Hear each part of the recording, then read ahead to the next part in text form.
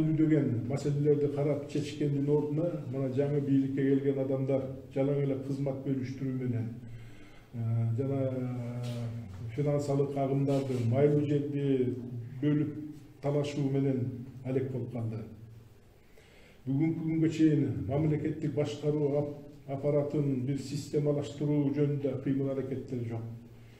Бийликтин бардык вертикалдарында кызмат талаш, түшүнүксүз кыймыл аракеттер, жоопкерчилик. Көп граждандар өзлөрүнүн көйгөйлөрү менен, күйүп аткан маселелери менен кимге даттанаарын, каяка бараарын билишпейт. Мына бүгүнкү күнгө чейин криминалитет тайраңдап, өзүн каалагандай алып жүрүп атат десек, жаңылышпайбыз. Алар мурункудай эле финансылык булактарды көзөмөлдөп, май талкандын үстүндө отурушат. Өзүңүздөр мына көрдүңүздөр, баягы күнү массалык маалымат каражаттарына чыккан жана таможня, бажы кызматынын жаңы жетекчиси белгилүү Крим авторитет менен тойлоп аткандагы сүрөтү чыкты. Буга кандай баа берсе болот? Коррупция менен күрөшүп атабыз, криминалитет менен күрөшүп атабыз деп өткөрүлгөн иш-чаралардын баары эле театрдаштырылган шоуга айланып калды. Мисалы, мына коррупция багытында Райым Матраимов жөнүндө тегерегиде абдан көп сөз болду эле.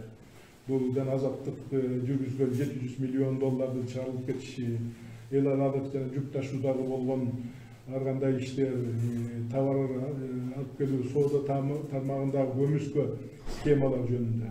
Мына убагында финансылык полициядагы, финансылык чалгындоо кызматыдагы башка күч структураларынын баардыгы бул иштерге Райым Матраимовдун эч кандай тиешеси жок, анын күнөөсү жок деп жарыялап беришкен. Анан мына жакында эле көрдүңөр, Райым Матраимовду кармап алып келишип, бир нече саат сурак кылып туруп, анан кийин чыгарышты. Ошондо да жарыялашты.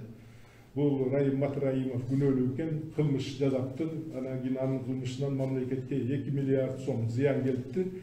Анан кийин анын мына 80 миллион сомун төлөп баштады. Эгерде буга чейин Райым Матраимовго бир да кылмыш иш козголбосо, анда каяктан жүрүп анын күнөөсү такталды? Ким тактады? Кантип тактады? Анан жана 2 миллиард сомдун материалдык зыянды ким тактады? Счетный палата, финполиция, финразведка, ким? Кантип далилдеди? Элге айтып чыгарышпайбы ошону? Анан эмненин негизинде ал 80 миллион сом төлөдү? Бүгүнкү күндө Райым Матраимов күнөөлүү катары ага жана күнөөкөр деген айып коюла элек да. Ошонун баары мына суроолорду жаратып атпайбы элдин арасында. Андан тышкары мына президенттин милдетин аткаруучу жарыялады. Мен Райым Матраимовду эч кайда кетпөө жөнүндө, подпискага калтыруу жөнүндө өзүм чечим кабыл алдым дейт. Ал киши эмне прокурорбу, сотпу, тергөөчүбү, же дайыр укук коргоочу органбы? Конституцияда анын андай полномочиясы жок да. Эмне үчүн Конституцияда көргөн полномочиялардан тышкары ондай чечимдерди кабыл алат? Укуктук талаага, укуктук негизге бул канчалык жатат?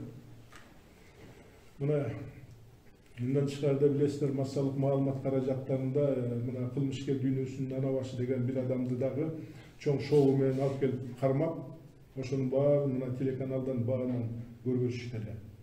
Биздин оперативдик информация боюнча бүгүн же эртең аны шаардык сот чыгарат. Бирок аны кылмышкерди бүткүл дүйнөгө жарыялап камашты эле. Бүгүн эртең чыгарат. Эгерде чыгарбаса, Крим дүйнө азыркы келген жаңы бийликтин жетекчилерinde